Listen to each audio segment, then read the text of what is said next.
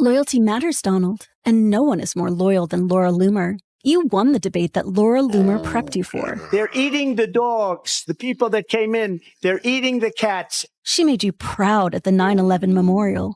She was your good luck charm. She raced to your side when you were in danger. Smarter than Chris and Susie, and even Corey. She knows best what MAGA wants for you.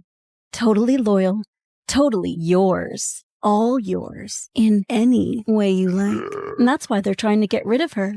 They're jealous. Haters. I'm not involved in their conversations, so I can't weigh in on that. And I would encourage anyone else that matches her statements to stop. They're trying to stop her, which means they're trying to stop you. She's more loyal, and she loves you. They want you to ignore her, Donald. And she won't be ignored. I don't know if you know anything about her, but I mean, this is, yeah. I mean, I want to go through the list of conspiracy theorists, but we thought this would be a good week to get the audience to know her a little better. She's the new groupie in Trump's circle. That's my opinion. So we do one of our favorites here, 24 things you don't know about. For example, my spirit animal was eaten by Haitians. My biggest fear is immigrants taking my job as a right-wing hate monger. As a child, I had 2 of my Bratz dolls deported. I don't hate all brown people, just the brown ones. People think I'm all in on Trump, but some of the voices in my head like Jill Stein. My hobby is refurbishing vintage lawn jockeys. I think Michael Jackson faked the moonwalking. If you say Beetlejuice 4 times, you get me. And I believe the government puts something in the water that makes you pee. They're eating the dogs, they're eating the cats, they're eating the pets of the people who live there. That's why we have the cat and the gator head tonight. We're going to talk about this and we're going to play some clips for you. Let's go ahead and play this clip. Donald Trump last night in New York. I'm going to Springfield and I'm going to Aurora. You may never see me again, but that's okay. Got to do what I got to do. Whatever happened to Trump? Well, he never got out of... Whatever happened to Trump? Well, he's obviously making a joke about the Haitian cannibals, right? Because he's saying you may never see me again because, well, not only do they eat animals, but as we know from Haiti, they're cannibals too, a lot of these people. Go ahead and continue playing the clip. Springfield. I'm leading in Ohio by like 15 points, a lot. And we're going to take care of Ohio. And we're going to take care of Colorado. And we're going to take care of every single state in the union. They're all under siege. A lot of people don't talk about. But think of this. So the mayor of Springfield, and I think he's a very nice person, but instead of saying we're getting them all out.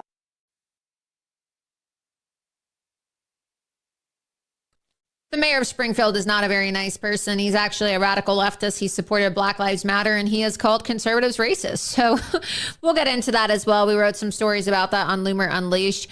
And look, you know, if you talk about this issue, you are mocked endlessly. They try to attack you and they try to say that there's something wrong with you, that you're a racist if you talk about the Haitian migrants. In fact, Jimmy Kimmel the other night decided that he was going to make fun of me and he was going to show my tweet live on air and make fun of the fact that I was pointing out that these Haitians are cannibals and they're also eating people's pets.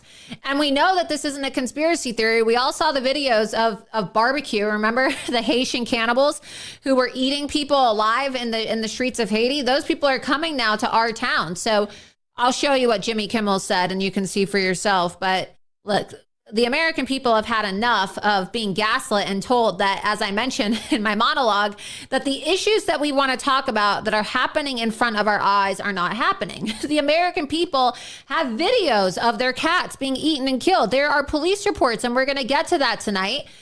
Because, of course, the media still is trying to deny this story, which we now know is completely true. And the media wants to lie about this story because they do not want immigration front and center.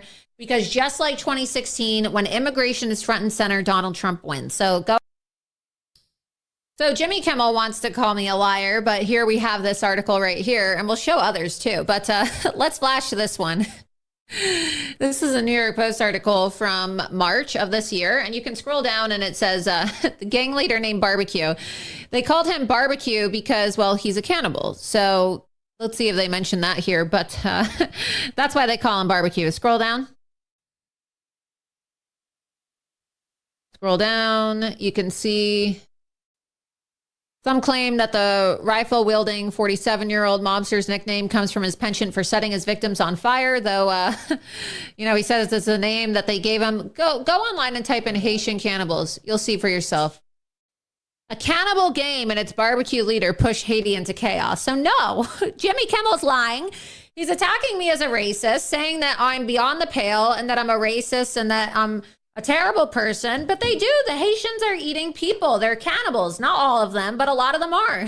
They're eating people and they're eating people's pets and they're eating the cats and they're eating the dogs. So how is this racist? We don't do that here in America. We don't eat people. We don't practice cannibalism. It's disgusting. It's third world. It's beyond third world. I mean, it's like for people in, I don't know, living in the jungle, It's like, I don't even know if people like living in the jungle do this, right? It's animalistic behavior. It's like Stone Age behavior. Exactly. There's people that live in the most depraved third world conditions and they're still not eating people. It is so third world. I mean, I think there's like a tribe somewhere. I saw this somewhere. There's some tribe somewhere where they will attack you and they will kill you and they will eat you. You'll have to look it up, but look it up. It's called the Cannibal Islands. What is it called? I saw this somewhere. Just when you thought the political circus couldn't get any more absurd, Kellyanne Conway enters stage left, armed with a quip about her favorite Laura. Not to be outdone, far-right influencer Laura Loomer crashes the spotlight. If American politics is a soap opera, this might be its most dramatic season yet. Loomer's proximity to Donald Trump has raised more than just eyebrows. It's raised questions, alarms, and a few sighs of exasperation. Act 1. Laura Loomer, the political lightning rod. In the latest installment of What Could Possibly Go Wrong in Politics, Laura Loomer, a woman known for peddling conspiracy theories that would make even your most eccentric uncle blush, somehow found herself rubbing elbows with Donald Trump's campaign entourage. Loomer, at just 31, has made a career of controversy, from calling 9/11 an inside job to throwing spicy, racist insults at Kamala Harris. It's like she's trying to speedrun her way to becoming the most controversial figure in American politics. Conway, the once loyal Trump whisperer, wasted no time in clarifying her disapproval. "I prefer Laura Trump," she quipped. Well, if you're going to choose a Laura to hang around the former president, why not pick the one who's keeping it relatively sane at the RNC? Conway seems to have a knack for picking her battles. Loomer, not so much. You know it's bad when even Marjorie Taylor Greene is clutching her pearls at Loomer's remarks. That's like the pot calling the kettle, something I'm too polite to say. Act 2, the Loomer-Vance saga. A recipe for drama, not curry. Loomer's latest public relations nightmare came when she mocked Kamala Harris's Indian heritage, suggesting the White House would soon smell like curry if Harris wins. Enter J.D. Vance, the man who has a vested interest in this situation. Hint, his wife is Indian American. Vance, typically one to lean into populist controversies, couldn't distance himself fast enough. "I make a mean chicken curry," he announced on Meet the Press, a statement that surely sent every Indian grandmother sighing deeply into their masala chai. It's ironic, really. Vance, a staunch conservative, suddenly morphs into Gordon Ramsay when the topic of race comes up. While trying to defuse Loomer's remarks, he ends up inadvertently making his own wife's heritage part of the political discourse. Who knew we'd get a cooking show as a subplot in this political drama?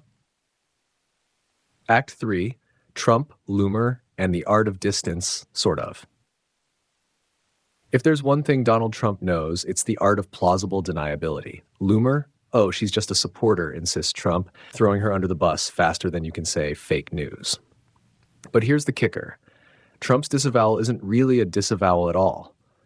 "I can't control Laura," he says, as if she's some rogue Roomba causing chaos in his political living room. The whole "I can't tell her what to do" defense is classic Trump. It's like he's simultaneously saying, yes, she's part of my orbit, and I don't even know this person. Leaving his campaign to do the diplomatic dance of pretending Loomer doesn't exist. Trump's like a magician, pulling controversies out of his hat, only to shrug when the audience gets riled up. Conclusion, looming questions, and the bigger picture. As much as Loomer's antics make for entertaining political theater, they also underscore a larger issue: the blurred lines between extremism and mainstream politics. Kellyanne Conway's disapproval of Loomer is less about personal beef and more about the recognition that letting someone like Loomer near Trump or any major political candidate can turn a campaign into a sideshow. But here's the twist. Conway, despite distancing herself from Loomer, still supports the Trump machine that ultimately benefits from these controversies. It's all part of the political game, where conspiracy theorists and their dangerous ideas get enough airtime to rile up the base, but not enough to completely sink the ship. The drama keeps the spotlight on Trump, and in this era of politics, attention is currency. In the end, Laura Loomer may not have a formal role in the Trump campaign, but her presence and the reactions to it reveal just how precariously balanced American politics has become. It's a delicate tightrope act where extremism flirts with mainstream, and everyone, Vance, Conway, Trump, and yes, even Marjorie Taylor Greene, has to juggle their alliances carefully. So as we move forward into more debates, more controversies, and undoubtedly more Loomer-like figures stepping into the spotlight, one has to ask, what's next? Maybe a cook-off between J.D. Vance and Kamala Harris, or, better yet, an entire political party officially adopting "I can't control Laura" as their slogan for 2024.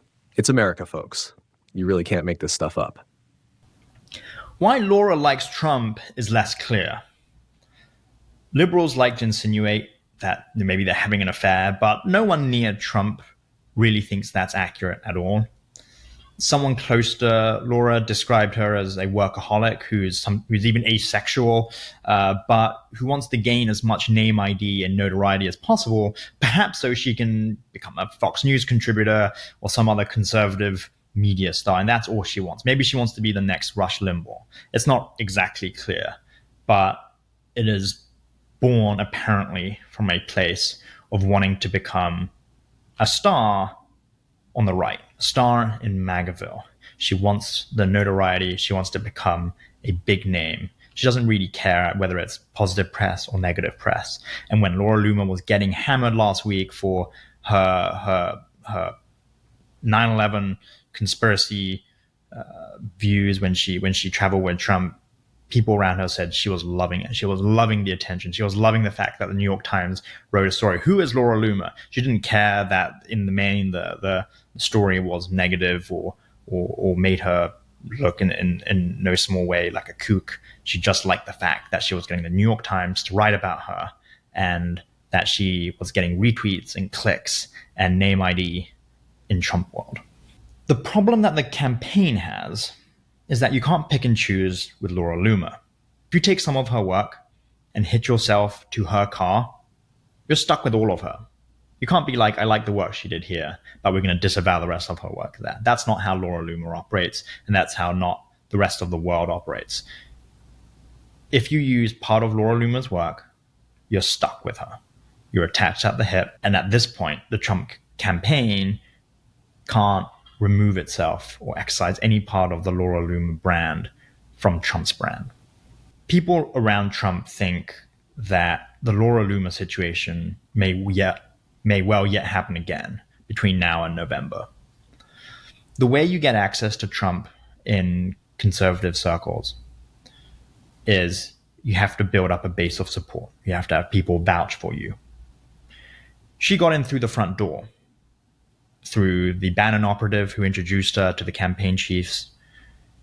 She had backing from people inside the campaign who saw her as an asset, more than a liability, even though she has her incendiary moments and picks fights with people like Marjorie Taylor Greene.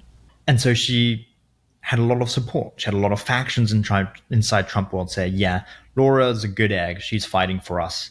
Let's keep her around.